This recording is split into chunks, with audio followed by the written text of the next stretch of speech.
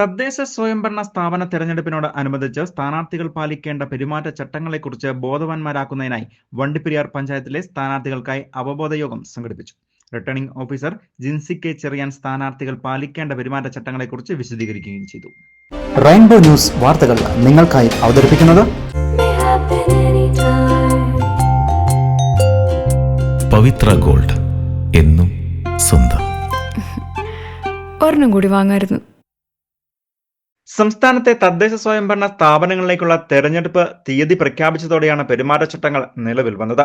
ഇതോടെയാണ് സംസ്ഥാന തെരഞ്ഞെടുപ്പ് കമ്മീഷന്റെ ഉത്തരവ് പ്രകാരം സ്ഥാനാർത്ഥികൾ പാലിക്കേണ്ട പെരുമാറ്റച്ചട്ടങ്ങളെക്കുറിച്ച് ബോധവാന്മാരാക്കുന്നതിനായി അവബോധ യോഗങ്ങൾ വിളിച്ചു ചേർക്കുന്നത്. ഇതിന്റെ ഭാഗമായാണ് വണ്ടിപ്പെരിയാർ പഞ്ചായത്തിലെ മുഴുവൻ സ്ഥാനാർത്ഥികൾക്കുമായി തെരഞ്ഞെടുപ്പ് പെരുമാറ്റച്ചട്ടങ്ങളെക്കുറിച്ച് അവബോധം നൽകുന്നതിനായി യോഗം വിളിച്ചു ചേർത്തത്. വണ്ടിപ്പെരിയാർ പഞ്ചായത്ത് ഹാളിൽ വിളിച്ചുകൂട്ടിയ യോഗത്തിൽ പൊതുസ്ഥലങ്ങളിലും ആരാധനാലയ കോമ്പൗണ്ടുകളിലും പ്രചരണ ബോർഡുകൾ സ്ഥാപിക്കുവാൻ പാടില്ല. പൊതുനിരത്തുകളിൽ എഴുത്ത് പാടില്ല. സ്വകാര്യ വ്യക്തികളുടെ പുരയിടങ്ങളിലും മറ്റും ഫ്ലെക്സ് ബോർഡുകൾ, ചുവരെഴുത്തുകൾ തുടങ്ങിയ പ്രചരണ മാർഗങ്ങൾ ഉപയോഗിക്കുന്നത് അവരുടെ അനുവാദത്തോടുകൂടി ആയിരിക്കണം തുടങ്ങിയ നിർദ്ദേശങ്ങൾ returning officer Jincy K Cherian സ്ഥാനാർത്ഥികൾക്ക് നൽകുകയും ചെയ്തു.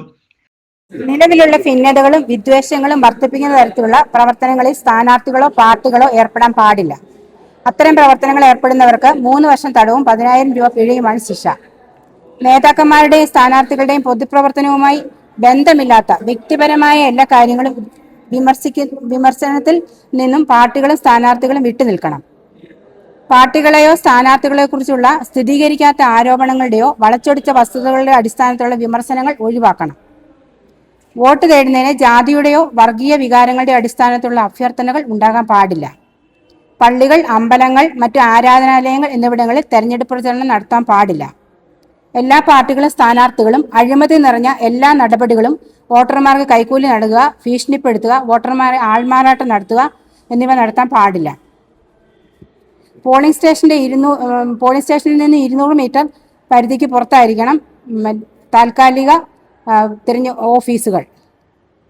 വോട്ടർമാരെ പോളിംഗ് ബൂത്തിലേക്ക് വാഹനങ്ങളിൽ കൊണ്ടുവരുന്നതിൽ നിന്നും തിരിച്ചു കൊണ്ടുവരുന്നതിൽ നിന്നും രാഷ്ട്രീയ പാർട്ടികളും സ്ഥാനാർത്ഥികളും വിട്ടുനിൽക്കേണ്ടതാണ്.